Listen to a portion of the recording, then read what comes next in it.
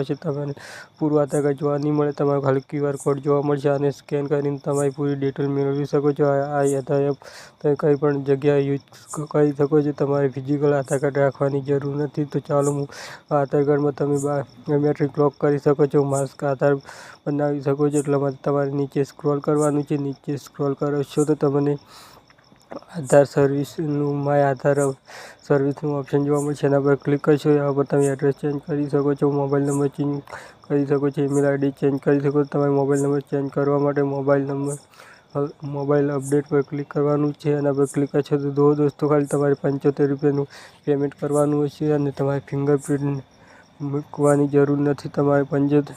તમારે mobile number પહેલાં જૂનો હોવો જોઈએ. એમાં OTP આવશે. OTP નાખીને તમારે OTP નાખવાનું રહેશે.